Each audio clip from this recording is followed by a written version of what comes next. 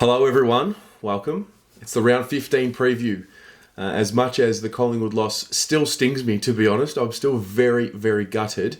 The beauty and probably the positive of the result, if there is one, is that we have to turn it around ASAP, and that can come with a big benefit, really, because, they've got 4 sleeps. I know people are saying it's a 4-day break. I look at the sleeps personally because I think that's where the recovery comes from.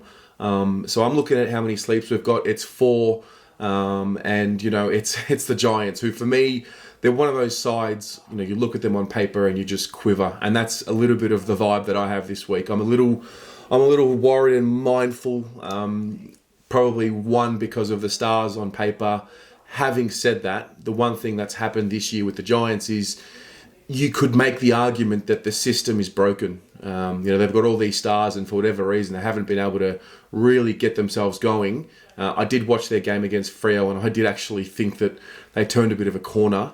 And so that doesn't bode well for me this game. But I don't want to be too negative. I always have the belief that we can win the game, that we're going to win the game, and that's obviously the expectation that the club is saying that they have as well. I'm just very nervous. I'm very worried. I'm just going to be totally and utterly honest in how I'm feeling about the game, and it could be for a variety of reasons, but that's just my take. When you look at the last 2 times we've played them, I mean, the PTSD, this is the team where it really kicks in. I remember 2018 when they had 16 players left. They had all their players on the bench were injured, and then they had lost another 2, and they were still running around us, and that scar is still there.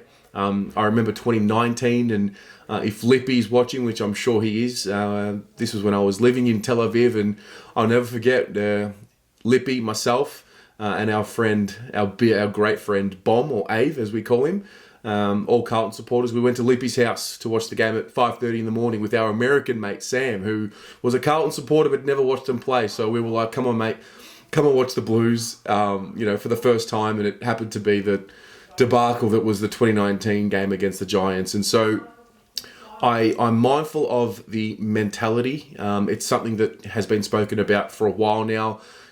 In those crunch time moments when the other team gets a roll on, and when these good teams get a roll on, who's going to stand up for us? And I feel like I'm repeating myself, but that's what I'm looking for on Thursday night. I'm looking at our leaders. I'm looking at who's it going to be. Finals is not out of the question. It's still possible. It's just very difficult at the moment. But for me, I just want to focus on Thursday. We have to put ourselves in a position to win the game is the most important thing for me.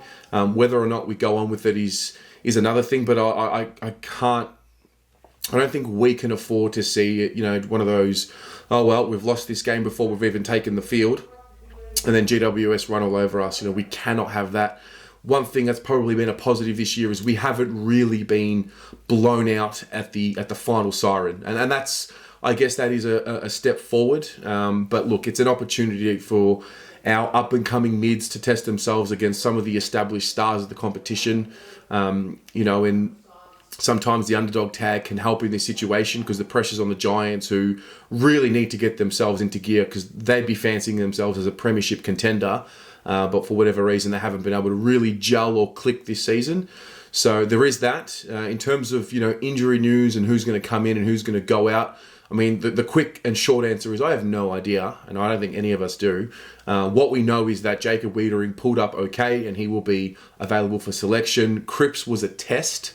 The cryptic messaging that I try to read with all of these reports is, will he come up? And I think Wiedering will.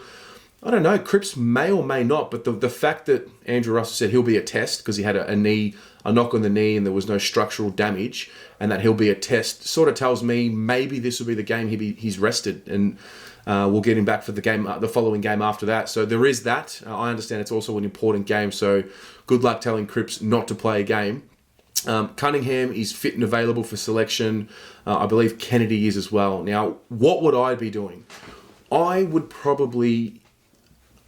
I'd be giving Paulson another shot and Dow another shot. If I'm dead honest, I'm okay with that. I'm a little torn with who to drop because I do believe one of Cunningham or Kennedy needs to come into the side to give us something. I'm also mindful of that. Well, if one of them comes in, then maybe that's Dow's spot.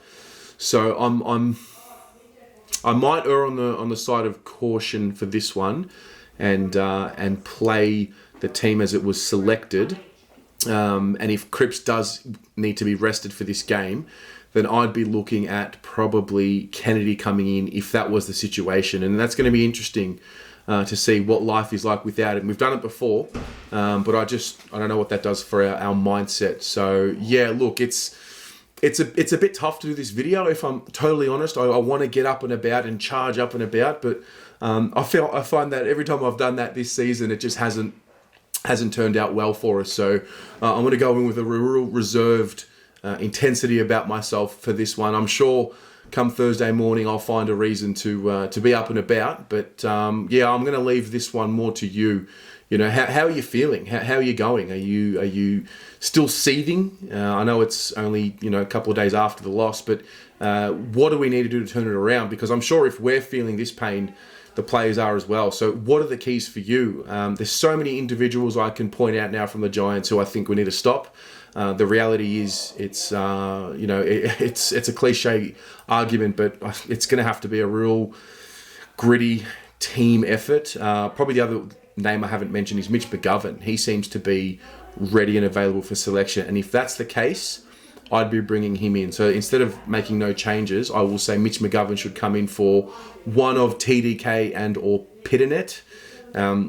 It will depend on which ruckman is available and playing for the Giants. There's some talk about Jacobs maybe coming in. If that's the case, I'd be giving it to TDK, because what I like about TDK as the sole ruckman is it allows Casbolt to get himself into the game. And I think the games where Casbolt's probably lost a bit of confidence and not performed to the level that he has at times this season is when he's had to play solely forward. And if a supply is not there and if it's not happening for him early, we don't have that extra thing that we can allow him to do, like go into the ruck for a few contests and just get himself around the ball and throw his weight around and get some touch. So that's probably one change I should be saying there if McGovern is available like they say he is. But what about you? Talk to me. What do we have to do? Have you still got hope? Do you believe we can win this game? Give me some thoughts, give me some analysis. You got to give me something. I'm struggling this week. But yeah, look, it's a quick turnaround. Videos will be coming out probably a day earlier than what they would. Analytics Corner, Next Gen. We're going to do the pre-game show on Thursday as well with Jed and Harrison. So plenty of things for you guys to keep entertained, I guess. And so, yeah, I'll leave that with you guys. Chat to you in the comments. Go the Mighty Blues.